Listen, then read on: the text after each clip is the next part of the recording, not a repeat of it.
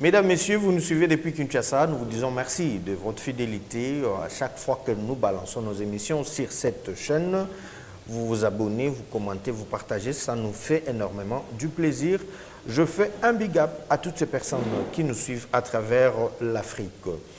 Mesdames, Messieurs, comme vous le constatez, nous sommes là et on est en train de débattre avec un jeune penseur. Il est congolais comme moi, mais on parle de la connaissance qui est universelle. Et sur ce, on va parler du nom, l'impact du nom. C'est quoi le nom de notre Créateur? Parce que nous avons plusieurs langues, nous avons plusieurs traductions, surtout à ce qui concerne la Bible. Hein. Il y a plusieurs traductions. En français, si je ne m'abuse pas, c'est déjà au-delà de 10 versions, donc c'est déjà assez. Et on ne sait pas, on est perdu sur ce point-là. Je pense peut-être que vous avez la connaissance, plus que ce que nous maîtrisons sur ce plateau. N'hésitez pas à nous écrire ou à nous appeler ou à commenter, à nous faire des suggestions sur ces sujets. Monsieur Malengo est avec moi sur ce plateau. Bonjour, Monsieur Malengo. Bonjour, Monsieur les journalistes. C'est un plaisir de vous avoir. Il faut dire qu'on va parler du nom. Ouais. Il y a la Bible, il y a le Coran, donc il y a aussi plusieurs livres qui nous parlent de Dieu. Mais ici, on va se baser seulement sur la traduction de la Bible. Peut-être demain, on fera une autre émission sur le Coran. Mais aujourd'hui, nous avions connu plusieurs traductions dans la Bible. Et là, il y a des gens qui sont perdus. Nous appelons notre Créateur, il y a ceux-là qu'ils appellent Dieu, Elohim, Yehovah, plusieurs appellations. Le vrai nom de Dieu, c'est quoi? Voilà. Merci beaucoup pour la parole. Ce que nous devons savoir ici, c'est que le Créateur veut à ce que les hommes connaissent son nom. Il prend plaisir à ce que ces créatures les connaissent vraiment par son nom. Et son nom n'est pas caché, son nom a été révélé. Et la révélation de son nom a été de manière progressive. Il s'est révélé aux humains comme lui-même le voulait. J'aimerais ici, avant que nous puissions aller plus loin, mettre une sorte de principe pour que nous puissions être tous d'accord que la Bible, nous devons savoir que les manuscrits ont été écrits d'abord en hébreu, sur l'Ancien Testament, en hébreu, et il n'y a pas vraiment la traduction fidèle, il n'y a pas vraiment la fidélité quant à la traduction originairement quant au nom divin. Parce que si nous devons parler beaucoup plus autour du nom divin, voilà, le nom du Créateur. Et aussi, le deuxième principe que j'aimerais mettre en place, c'est que nous devons savoir que les noms propres sont invariables. Moi, je m'appelle Malengo ou Kejai, même si c'est un Chinois qui m'appelait, il va parler avec un ton chinois, mais il va toujours appeler Malengo. Je ne suis pas trop chinois, mais même si c'est un anglais, je travaille dans une structure de français, il m'appelle, la dame souvent m'appelle Malengo. Mais dans mon village, c'est Malengo. C'est la même chose, c'est toujours Malengo. Malengo, Malengo, c'est la même chose. Je garde les lettres. Et ça, c'est quelque chose de très important avant que nous puissions aller très loin. Ok, merci. Maintenant, aujourd'hui, nous chrétiens, parce que vous êtes croyants. Je suis croyant. Voilà, vous êtes croyant. Et aussi, il faut savoir que chrétien n'est pas un nom révélé. Chrétien, c'est juste une invention qui a été attribuée aux disciples messianiques. Voilà, ceux qui voulaient vivre comme Christ, si je peux bien le dire. D'accord.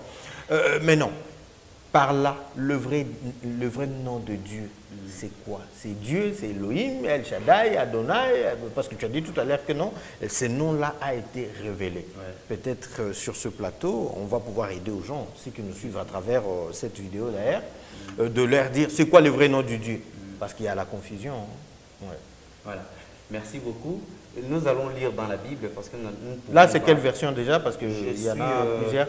Il y en a plusieurs, nous devons savoir. Ce que nous avons, ce sont des traductions. Ce ne sont pas vraiment des Bibles, ce sont des traductions de la Bible. Ah ben non. Où est-ce que tu veux nous amener encore? Attends. Ce que nous avions, c'est quoi? Ce ne sont pas des Bibles, ce sont des traductions de Bible ou des versions de Bible. Et chaque traducteur a traduit de sa manière. Mais quand même, il y a concordance. Il y a concordance par rapport au contenu, mais nous sommes en train de parler autour du nom divin. Oui. Les messages doivent être vraiment traduits, mais les noms restent authentiques, l'authenticité du nom. Parce que la puissance du Créateur est consignée dans son nom. Les saluts également de l'humanité est dans les noms. Lorsque le peuple connaît les noms qui donnent les saluts, et le peuple invoque ces noms-là, l'humanité entière sera sauvé, bien évidemment par la réponse de l'homme. Ah, là, déjà, je comprends qu'il y a à boire à manger parce qu'on va arriver jusqu'à Jésus. Hein? On va parler de Jésus parce que là, peut-être cette émission, on pourra la préparer peut-être avec un serviteur, avec un pasteur, hein? Parce que moi, je ne maîtrise pas bien le verset biblique. Voilà. Peut-être le professeur Kaïmbe va nous aider avec certains versets bibliques qui pourront nous aider. Oui, continuez, vous étiez en train de parler. J'étais en train de dire que dans la langue française, nous avons probablement 14 versions. Et parmi les 14 versions, il y a 12 versions qui semblent parler de la même manière autour du nom divin, depuis le livre de Genèse. Jusqu'à l'Apocalypse. Non, je suis d'abord dans l'Ancien Testament. Okay. Au commencement, Dieu. Au commencement, ce sont 12 versions qui parlent au commencement, Dieu. Mais il n'y a que des versions qui font un peu de l'exception. Ils sont trop proches de l'original. Il y a la version Shuraki, il y a la version Dor. Si vous lisez dans la version Shuraki, vous allez voir que Shuraki a gardé la fidélité quant au nom divin. Il n'a pas dit Dieu. Parce que Dieu n'est qu'un prédicat, Dieu n'est qu'un titre, Dieu n'est pas le nom du Créateur. Dieu, c'est tout comme le président, c'est comme papa, c'est comme maman. Ce n'est pas les noms qui identifient la personne vraiment. Parce que le nom d'une personne, c'est son pouvoir, c'est sa puissance, c'est ce qu'il est. Mais n'oublie pas qu'on l'appelle Dieu créateur, on l'appelle Dieu sauveur, on l'appelle. Écoutez, ici au pays, nous sommes dans un pays démocrate où il y a plusieurs partis politiques, voilà. Et dans chaque parti politique, il y a des présidents. Et si vous dites à un monsieur, monsieur, je vais voir le président. Ben, il y a une différence quand même entre le président de la République et le président d'un parti politique. C'est quoi la différence? La différence, c'est que quand vous dites « je vais voir le président de la République », là, ça donne déjà autre chose. Le président de la République, c'est vague. Il faut citer par son nom. Voilà, je vais voir le président Félix Tshisekedi. Tshisekedi Tshilombo. Voilà. Ça, c'est identifié. Là, vous comprenez directement que... Il y a toute une destination. Voilà, là, vous comprenez directement que vous avez envie de rencontrer le président de la République. Voilà, la personne en lui-même. Okay. Et si vous dites, je vais voir le président, et voilà, il y aura un autre président qui va venir. Et c'est comme ça dans le monde spirituel, ce que nous devons savoir. La perturbation quant au nom divin vous fait shifter dans une autre forme de spiritualité que vous ignorez. Parce qu'il y a plusieurs dieux dans l'atmosphère. Et lorsque vous ne savez pas identifier la personne avec qui vous avez affaire, vous êtes dans une autre forme de spiritualité. Une question très banale. Il y a combien de créateurs? Il n'y a qu'un seul créateur. Si, par exemple, moi je dis, je prie Dieu créateur. Je sais qu'il n'y a qu'un seul créateur. Oui. Je ne pense pas que mon message sera shifté. Parce que je veux bien identifier. Voilà. Je parle ou je m'adresse au Dieu créateur. Merci beaucoup. Apôtre Paul, il arrive dans une ville grecque. La ville s'appelle Athènes, si j'ai une bonne mémoire. Il arrive là, il trouve que la ville était hyper religieuse. Jusqu'à ce qu'ils avaient un hôtel où ils ont écrit à un Dieu inconnu. Vous voyez? Il dit, eh bien, c'est ce Dieu inconnu là que je suis venu vous enseigner. Vous devez savoir que, c'est ce que Louis II nous traduit, Dieu n'est pas loin de tout un chacun de nous. Le Créateur n'est pas loin de toute sa création. Qu'il soit conscient de sa présence ou non.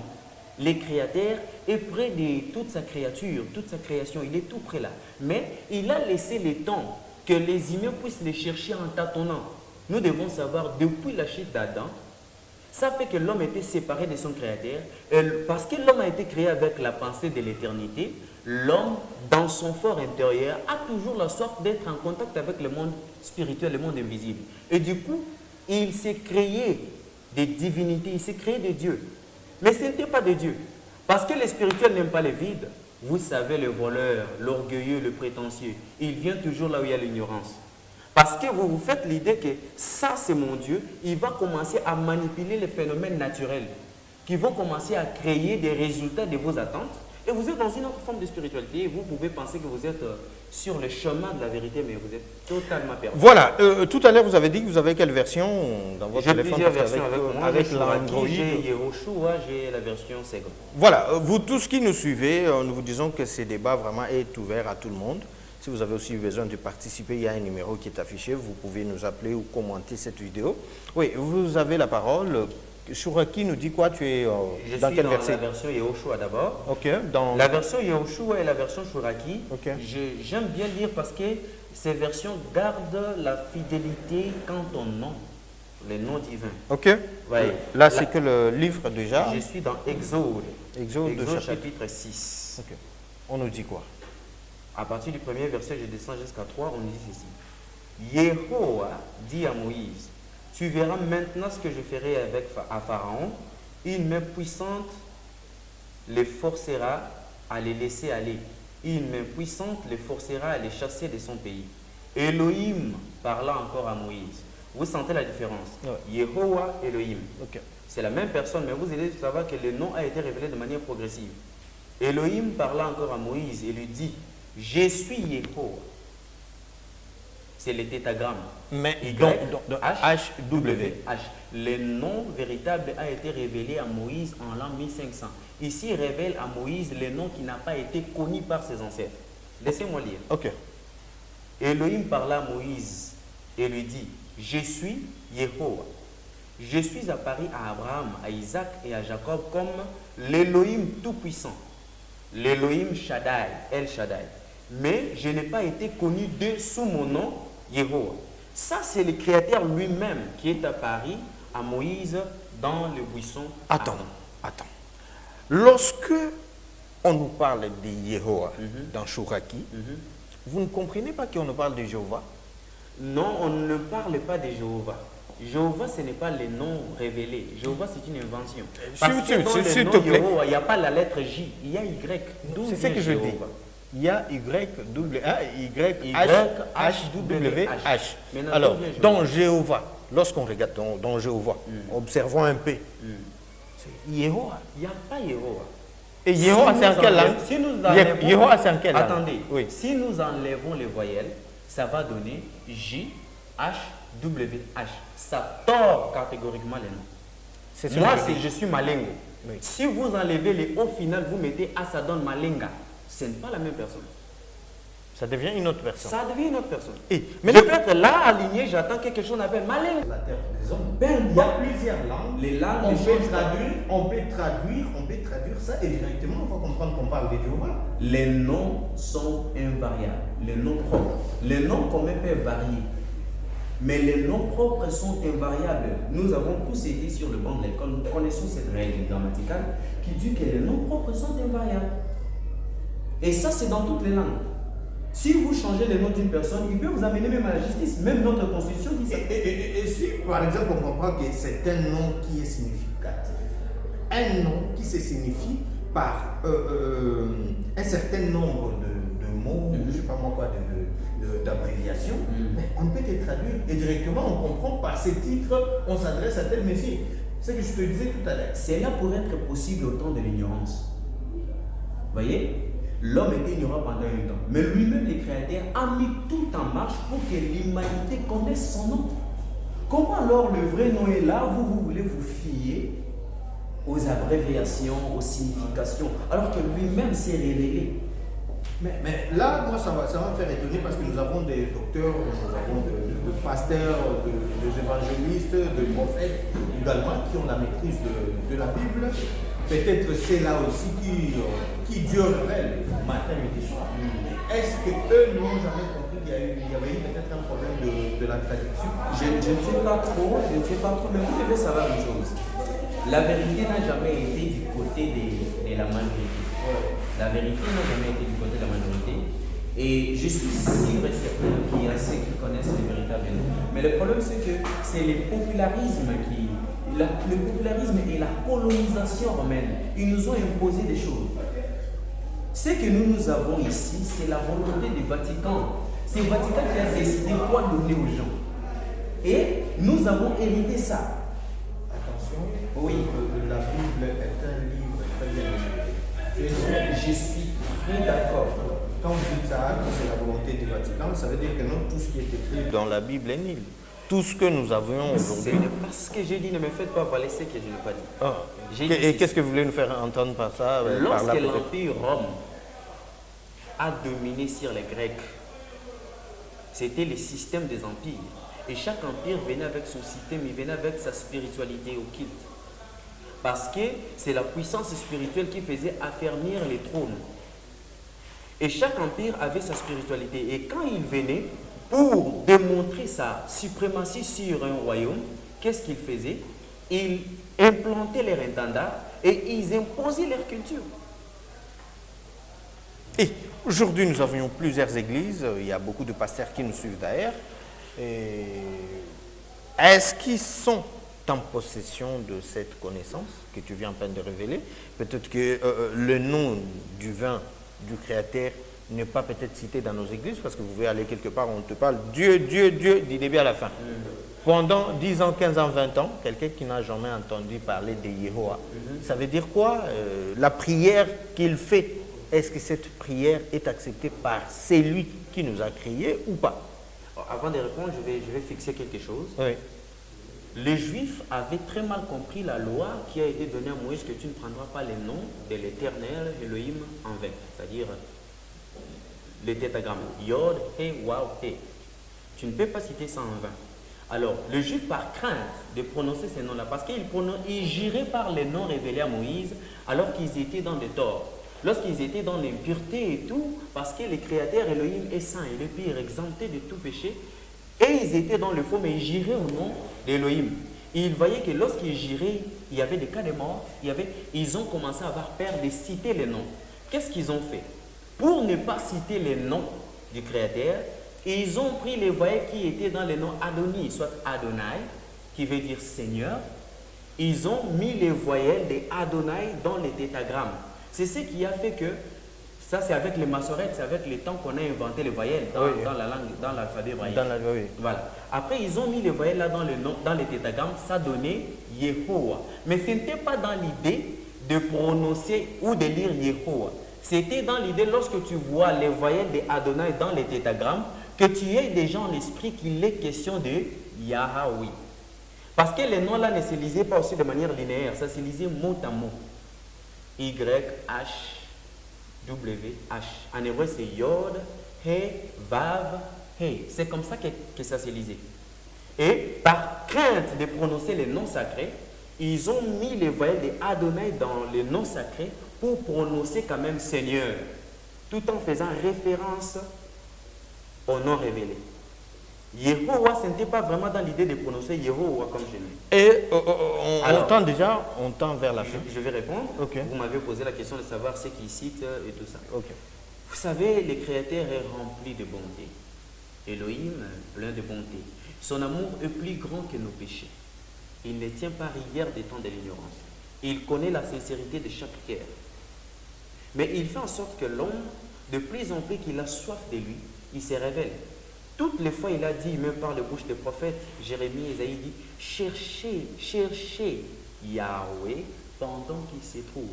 Dans les versions secondes, partout où vous voyez, on a écrit éternel, c'est les tétagrammes. C'est Yod, He, Waw, He, soit Yehowa, ce n'est pas éternel. Ça, c'est la compréhension de l'homme. Il a donné tous ces noms. Ce ne sont pas des noms révélés, nous sommes autour des noms révélés. Un nom par rapport à la philosophie humaine, la théologie humaine, l'herméneutique humaine. Ça, ce sont des études humaines. Mais lui-même a sa théologie à lui. Le Créateur a sa théologie. Il a révélé à l'homme. Voyez-vous, il dit à Moïse que ces noms que je te révèle aujourd'hui n'ont pas été connus par Abraham, Isaac et Jacob. Et ils ont connu le nom de Elohim Shaddai. De Adam jusqu'au temps de Noé, ils ont connu le nom de Elohim. Et donc, le nom qui sauve est révélé de manière progressive. Je voudrais préciser aussi, c'est Elohim, c'est la forme plurielle. L'Ehim en hébreu, c'est le pluriel. Donc, le Créateur est un, mais il est beaucoup en même temps. Mais on peut dire que c'est Dieu-là, c'est lui qui est créateur. Il a plusieurs noms quand même. Elohim n'a pas plusieurs noms, il a des attributs attachés à son nom. Ben, par ces attributions-là, on peut se retrouver directement à qui on veut faire allusion. Ces attributs-là ne sont pas des inventions humaines. Tous les attributs attachés au nom du Créateur, ce sont les attributs que lui-même a voulu que l'homme connaisse. Alors, lorsqu'on connaît peut-être ces attributs-là, qu'est-ce qu'on fait pour s'adresser à une telle personne? Une personne qui se révèle, tu m'appelles peut-être par un numéro qui, on connaît ton numéro, tu as d'autres numéros, et tu m'appelles sur un numéro, tu me dis, ça c'est mon numéro privé. Et du coup, si j'ai besoin de t'appeler et que je t'appelais par ces numéros-là, tu vas prendre ou je t'aurai ou pas. Avoir les numéros privés d'une personne implique beaucoup de choses à la fois, chers journalistes. Je ne peux pas avoir votre numéro si au préalable nous n'avons pas établi une relation. C'est pourquoi l'homme était séparé de son Créateur. Le moyen de la réconciliation du Père avec l'homme c'est aussi par un homme saint. Cet homme-là, c'est celui qu'on appelle Yehoshua Hamashiach. Hamashiach est venu justement réconcilier l'humanité avec les créateurs. Tu ne peux jamais appeler les créateurs. Souvenez-vous, nous sommes dans un domaine spirituel. Tu ne peux jamais appeler les souverains, même le président Fachi, tu ne peux pas avoir son numéro sans avoir établi une relation claire au départ. C'est ce que je dis. Nous avons rétabli cette relation avec lui à travers son Fils Jésus-Christ, qui est mort pour nous, pour nos péchés. Je sais que tu n'es pas d'accord avec ça. Peut-être ça serait un autre débat. Je connais Yehoshua, Hamashiach, l'homme sauveur. Voilà. C'est bien lui qui est venu établir la relation avec. Mais cette relation-là répond et valable lorsque l'homme croit. Oui, on croit. Lorsqu'on est baptisé, on passe d'abord à la croyance. Vous croyez à Dieu. Celui-ci, c'est mon sauveur. Il est mort pour moi, pour mes péchés. Je ne parle pas des équivalences des noms. L'équivalence n'est pas la personne. Le nom propre n'a pas d'équivalence, cher journaliste. Le nom propre n'a pas d'équivalence. Il faut connaître celui qu'on adore. Même Yehoshua lui-même dit à la femme samaritaine, vous adorez ce que vous ne connaissez pas. Chers journalistes, les mensonges emballent le monde. La vérité est toujours rejetée. Pendant le jour de sa chair, il a convaincu que 12 qui avaient compris sa mission. Parmi les 12, plusieurs ne connaissaient pas même sa nature messianique. C'est pourquoi il posait la question, qu'est-ce que les gens disent que je suis alors? Vous, que dites-vous de moi? Et il n'y a que Pierre qui reçoit la révélation. Tu es Hamashiach, le fils d'Élohim vivant. Oh, ça, ce n'est pas le sang et la chair. J'ose croire que chez toi, tu ne lis pas Louis II. J'ai lu Louis II, j'ai lu. Et quand tu lis, tu compares peut-être avec Chouraki, tu t'es dit que c'est presque la même chose. Les messages doivent être traduits, je dois répéter, les noms divins. Donc là où il y a le problème, c'est au niveau du nom divin. Donc ils n'ont pas été respectés. Il y a les salis.